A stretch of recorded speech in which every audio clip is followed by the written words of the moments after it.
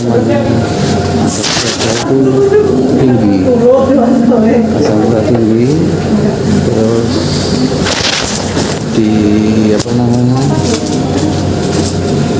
di saya ke dokter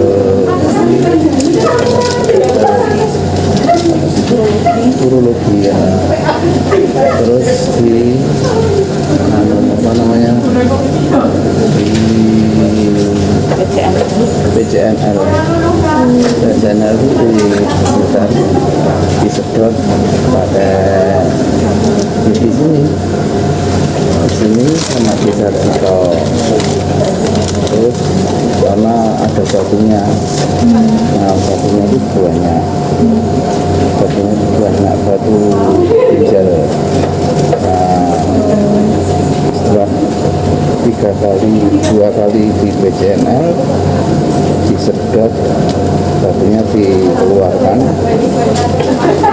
ternyata apa namanya, bekasnya batu itu luka, apa ginjalnya luka.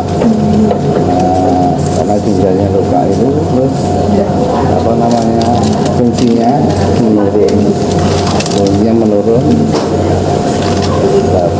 dari fungsinya menurun terus kreatin uriumnya, sampahnya itu banyak dalam tubuh, jadi tinggi. Nah, jadi tinggi itu terus saya periksa ke dokter ginjal, hipertensi, karena tensinya juga tinggi terus kan. Makanya apa? Nah, itu harus suruh cuci darah. Nah, cuci darah kurang lebih 5 tahun yang lalu. Jadi dengan cuci darahnya itu udah jalan 5 tahun. Saya udah 5 tahun. Kalau tiap hari Selasa sama Jumat ya sudah di sini ke Panti Rapi. Jadi asam uratnya itu tidak terasa ya Bapak di awal? Nggak kerasa. Apa namanya, wong dulu tahun 2000 itu pernah keluar batunya, waktu kencing itu tiba-tiba keluar batunya. Itu waktu belum periksa dokter ginjal hipertensi, di rumah itu keluar sendiri. Terus periksa dokter ginjal apa namanya, ke urologi, sudah dibersihkan itu. Terus makanya terus ke ginjal hipertensi itu asam urat. Jadi penyebabnya bisa macam-macam, bisa asam urat, bisa apa namanya, karena gula, hipertensi, macam-macam. Gejala awalnya berarti apa sih Pak? Dan apa? Iya, sama karena apa namanya, urium kreatinnya tinggi, itu mual. Itu hematuria dulu gitu. Titiknya berdarah waktu itu karena apa namanya, karena ada batunya itu. Itu selama berapa hari? Itu Hematuria. Satu hari ya, satu hari satu malam. iya. Saya buat IGD. Itu langsung ketahuan kalau ini atau ada kayak diagnosa lain. Jadi habis dari IGD langsung dirujuk ke dokter ginjal gitu ya. Kan dicek dulu apa ya? Itu kata uriumnya tuh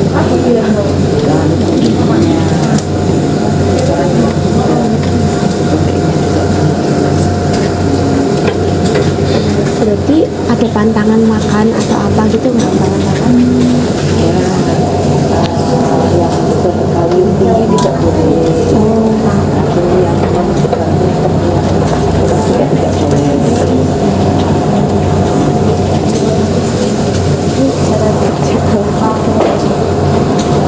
ini itu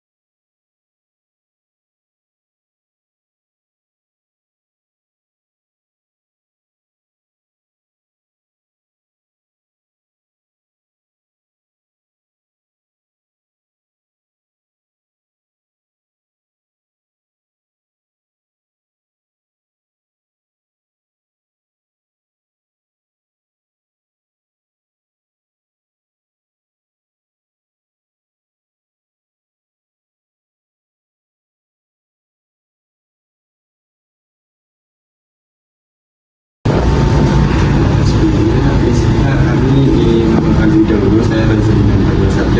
bayar-bayar. Di sini kami akan mewawancarai Bapak mengenai bagaimana sih Pak cara kerjanya alat hemodialisa ini. Mungkin bisa. Di sini kita langsung aja ke pertanyaannya. Kayak gimana sih Pak cara kerjanya alat hemodialisa ini? Kan secara alat hemodialisa ini kan fungsinya untuk sebagai pengganti ginjal untuk wilayah darah. Oke, terima kasih. Ini saya jelaskan garis besarnya ya. Jadi hemodialisa itu tadi dikatakan terapi pengganti. Jadi kata-kata pengganti ini harus dipahami dari artifisial ya, bukan aslinya. Itu adalah pengganti dari ginjal yang normal itu diganti oleh alat atau mesin. Gitu. Nah, sekarang bagaimana cara kerja alat atau mesin ini? Di dalam alat atau mesin untuk dialisis ini ada beberapa komponen. Pertama, mesinnya itu sendiri. Yang kedua, set-setnya. Nah, mesinnya ini cara kerjanya pertama, di dalam atau sebelum mesin itu ada alat yang kita namakan RO atau reservoir osmosis. RO ini apa? Alat ini berfungsi untuk mengolah air supaya air nanti itu bisa dipakai untuk cuci. Jadi air itu kalau nanti ada logam berat dan elektrolit itu dibuang semua, tinggal air murni atau air RO. Nanti air ini didorong menggunakan pompa ke dalam mesin. Nah, setelah masuk ke dalam mesin, air ini akan dicampur dengan cairan pencucinya atau namanya dialisator. Komposisi antara cairan pencuci dan air ini tadi nanti dicampur betul sampai betul-betul homogen. Nilainya harus sama dengan nilai elektrolit normal dalam badan manusia. Jadi nilai dari campuran ini harus sama dengan nilai elektrolit normal dalam badan manusia. Salah satu elektrolit yang kita rujuk namanya natrium dengan nilai normal 135 sampai 145 itu tadi. Nah, setelah mencapai nilai normal nanti akan didorong ke sisi, jadi nanti ada kayak ginjal buatan yang artifisial tekniknya itu, ginjal buatannya itu nanti akan didorong cairan pencucinya ke dalam ginjal buatannya, kemudian nanti darah dari satu sisi, cairan pencuci dari satu sisi, alirannya berlawanan, namanya kontemporer. Nah, prosesnya nanti sebagai contoh, tadi saya sampaikan bahwa nilai elektrolit dari mesin itu kita buat normal. Jadi contoh natrium tadi 140. Kalau misalnya natrium mesin pasien 190, natrium mesin itu 140, maka nanti yang 160 ini berdifusi ke 140 sampai nilainya sama dengan 140. Itu pertama. Kedua, cairan pencuci ini ada kecepatan. rata-rata 500 cc per menit. Kemudian aliran darah ada kecepatan bisa 150 sampai 300 cc per menit. Dia berlawanan arah. Nah, proses perbedaan kecepatan ini akan terjadi perbedaan tekanan sehingga terjadi perembasan dari yang tekanan positif ke tekanan negatif, dari sisi darah ke sisi cairan pencucinya, namanya filtrasi. Jadi pertama tadi difusi, yang kedua filtrasi. Dan yang berikutnya nanti kelebihan material entah cairan entah elektrolit yang ada di sisi darah, kemudian di sisi cairan pencuci ini tadi kita buat kondisi normal seperti dalam badan kita akan berosmosis, dipindah entah itu cairan entah itu elektrolitnya dari sisi yang lebih ini ke sisi yang kurang. Maka proses cuci darah itu kurang lebihnya seperti itu. Seminggu itu rata-rata 2-3 kali dikondisikan seperti kondisi normal ginjal kita. Cuma dia tetap tidak bisa seperti ginjal normal ya. Kenapa? Ginjal normal itu menyaring darah kita 120 sampai 150 cc per menit 24 jam seumur hidup. Kalau ini cuma seminggu 2-3 kali, itu pun cuma 200 cc, 300 cc per menit 4-5 jam. Jadi tetap tidak bisa menggantikan kondisi seperti 100% normal. Nah kalau mau normal seperti ini, dia transplantasi namanya, tambah ginjalnya.